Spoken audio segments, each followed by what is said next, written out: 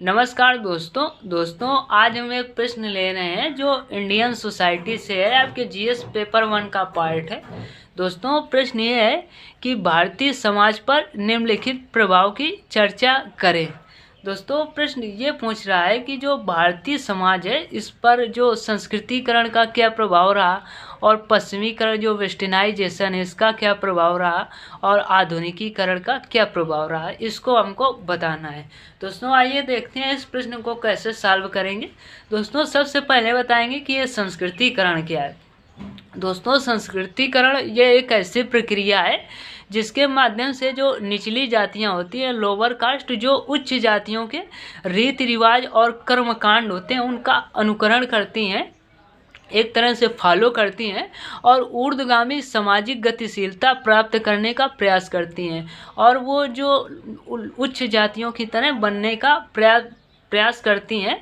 दोस्तों यह एक सांस्कृतिक प्रक्रिया है, लेकिन संस्कृतिकरण द्वारा लाए गए सामाजिक आर्थिक परिवर्तन इसे एक संरचनात्मक प्रक्रिया भी बनाते हैं। दोस्तों एग्जाम्पल तौर पर बताएंगे कि जैसे उच्च जातियों के जो तरीकों को श्रेष्ठ तथा निम्न जाति के तरीकों को निम्न रूप में स्वीकार करना, इसलिए जो उच्च जाति की नकल करने की जो इच्छा होती है वो स्वाभाविक और वांछनीय रूप में देखी जा सकती है कि उच्च जाति श्रेष्ठ हैं। इस प्रवृत्ति के प्रभाव के कारण जो दलित संस्कृति है और जो समाज के प्रमुख लक्षण धीरे धीरे समाप्त हो रहे हैं। जैसे उदाहरण तौर पर जो निम्न जातियों के जो श्रम का जो मूल था उसे नीचा दिखाया गया और उसे शर्मनाक बना दिया गया। दोस्तों फिर बताएंगे कि ये पश्चिमीकरण वेस्टर्नाइजेशन क्या है। दोस्तों जो भारत जब उपनिवेशवाद इंग्लैंड से था उससे अधिकांश संबंध रहे हैं। भारत ने परिवर्तन की एक और प्रक्रिया को गति प्रदान की जिसने जो इंग्लैंड था जिसे पश्चिमीकरण के रूप में जाना जाता है। दोस्तों जैसे अंग्रेजी भाषा के माध्यम से प्रशासन, कानूनी प्रणाली और शिक्षा के पश्चिम पैटर्न की आज भी विशेषता है।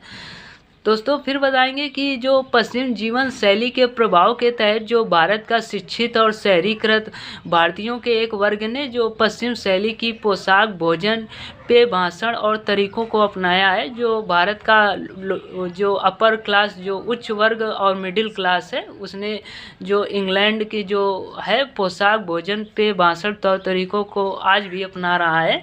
दोस्तों फिर बताएंगे कि पश्चिम के अनुकरण ने पश्चिमी लोकतंत्र, औद्योगिकरण और पूंजीवाद के मूल्यों को भी जन्म दिया है। जो पश्चिम का अनुकरण है इसने लोकतंत्र और पूंजीवाद और औद्योगिकरण को भी जन्म दिया है। दोस्तों फिर बताएंगे कि आधुनिकीकरण क्या है।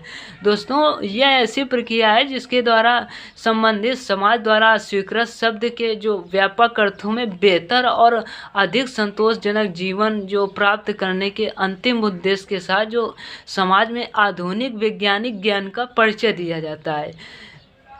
दोस्तों जैसे डिजिटल क्रांति हो गई, इसने सामाजिक संस्थाओं जैसे विवाह, परिवार, जाति आदि में जो संरचनात्मक परिवर्तन भी लाए हैं। जैसे संयुक्त परिवारों की जो अवधारणा जो तेजी से घट रही है और हर कोई दूसरों से अलग रहना चाहता है, अर्थात न्यूक्लियर जो फैमिली के रूप में आजकल जो फैमिली हैं वो रह रही हैं। जैसे कुछ उन्मूलन परिवर्तन भी होते हैं, जैसे सांस्कृतिक लक्षणों और व्यवहार पैटर्न, मूल आदि का गायब भी होना।